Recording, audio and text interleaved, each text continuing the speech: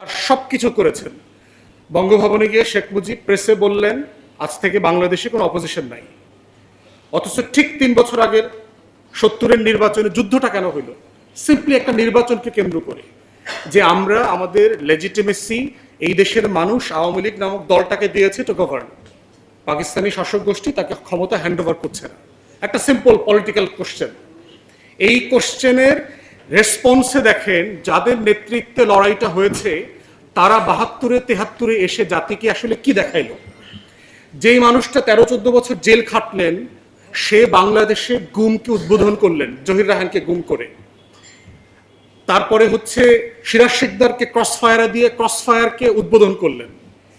যিনি পুরো পাকিস্তান আমলে মানে পত্রিকা নিষেধ করা, কমিউনিস্ট পার্টিকে ব্যান করা, এগুলোর বিরুদ্ধে লড়াই করেছেন, মিছিল মিটিং করেছেন, তিনি সকল রাজনৈতিক দল নিষেধ করে, নিষেধাজ্ঞা দিয়ে ব্যান করে কমিউনিস্ট পার্টিকে নিয়ে 3-4টা দল মিলে আপনার বাকশাল করলেন, চতুর্থ সংবিধান করলেন, সংশোধনী করলেন।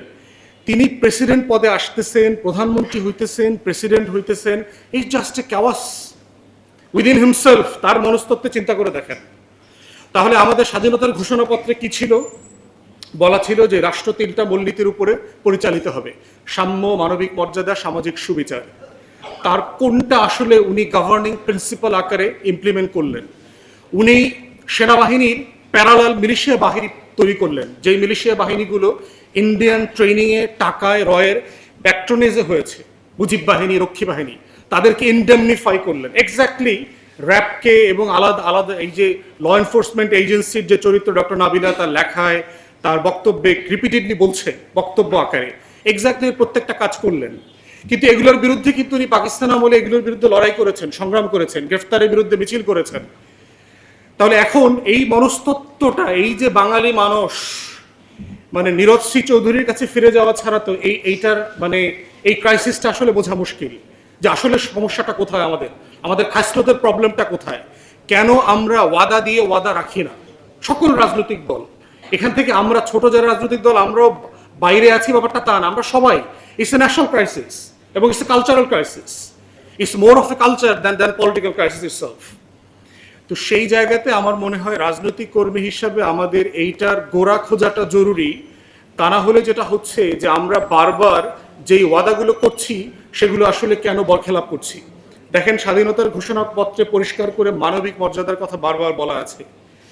এখন যেই মানুষটাকে আপনি অধিকার দিচ্ছেন না তাকে আপনি মর্যাদা কিভাবে দিলেন?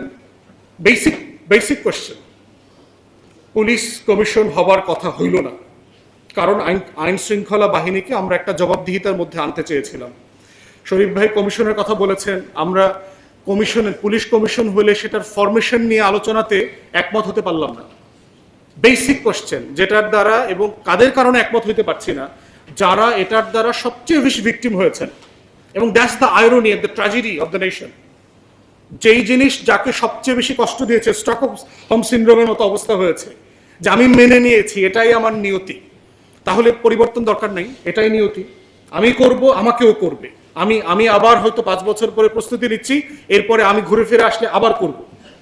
তাহলে এই কাঠামোগত মনস্তত্ত্ব এবং রাজনৈতিক সত্তা বদলের নামকে আমরা দিয়েছিলাম নিউ পলিটিক্যাল সেটেলমেন্ট, যে এই রাষ্ট্রকে বদলে দেবার জন্য নতুন রাজনৈতিক বন্দোবস্ত লাগবে। এখন সেইটার বেসিক ফাউন্ডেশনটা কিভাবে শুরু হবে? প্রত্যেকটা রাষ্ট্রের ফাউন্ডেশন তৈরি হয় তার ক্ষমতা কাঠামোকে আলাদা করা, জবাবদিহিতা তৈরি করা এবং প্রতিষ্ঠান তৈরি করা। ওয়াই নেশনস ফেইল, ড্যারেন আচমোগলু এবং রবিনসনের লেখা যে বই, আপনার দুইজন ইকোনমিস্ট আমেরিকান, তারা নোবেল পুরস্কার পেয়েছে 24-এ, তারা পরিষ্কার করে বলেছে যে একটা নেশন কেন ফেইল করে। এবং দক্ষিণ আমেরিকা থেকে শুরু করে আরব বিশ্ব, আফ্রিকার বহু দেশের কাঠামোগত অ্যাসেসমেন্ট করে তারা বোঝার চেষ্টা করছে যে আসলে একটা জাতি কেন ধনী হয়, একটা জাতি কেন আবার গরিব হয়, ভেঙে যায়।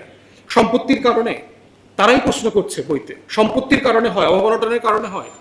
কঙ্গো, সিয়েরা লিওন, এইসব দেশে আপনার পাহাড় আছে, আপনার গোল্ডের, ডায়মন্ডের পাহাড় আছে। আপনারা চিটাগং হিল ট্রাক্সে যেভাবে মাটির পাহাড় দেখছেন, এইসব দেশে মাটির উপরে নিচে ডায়মন্ডের, গোল্ডের পাহাড় আছে। তাহলে সেই মানুষগুলো যুদ্ধ করছে কেন? সারাদিন গরিব কেন, অভাব কেন, দুর্ভিক্ষ কেন? উত্তর কোরিয়া দক্ষিণ কোরিয়াতে দেখেন, একই রাষ্ট্র, একই জিওগ্রাফিতে আছে, একই ফার্টাইল ল্যান্ড, একই কালচার, একই সবকিছু, ভাষা, ধর্ম সবকিছু এক। একজন G8-এর সদস্য, আর একজন হচ্ছে অভাব অনটনের দুর্ভিক্ষে আছে। কারণ কোথায়? পার্থক্যটা কোথায়? মধ্যপ্রাচ্যে দেখেন, সাউথ আমেরিকাতে দেখেন, খুবই ফার্টাইল ল্যান্ড, জমি জমা আছে, সম্পত্তি আছে, তাহলে রাষ্ট্র রাষ্ট্র হয়ে উঠতেছে না কেন? এই ইনস্টিটিউশন বিল্ডিং এর ব্যাপারই হচ্ছে আমাদের পলিটিক্যাল পার্টিজের প্রচন্ড হীনমন্যতা।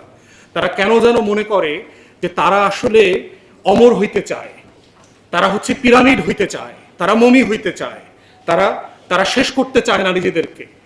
এই যে একটা অমরত্ব, এই দেবতা হবার ধারণাই কিন্তু শেখ মুজিবকে বাকশাল করিয়েছে।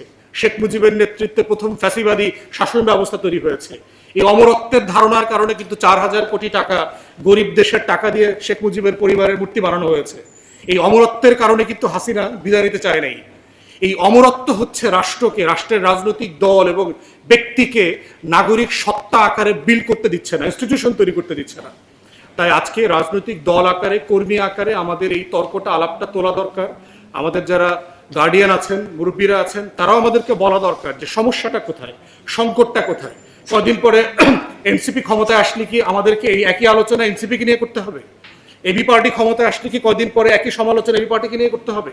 কারণ জাতিগত খাইসলত যদি না বদলায়, তাহলে যা কিছু নতুন তাহাকে পুরাতন বলিয়াই মনে হইবে। ধন্যবাদ সবাইকে।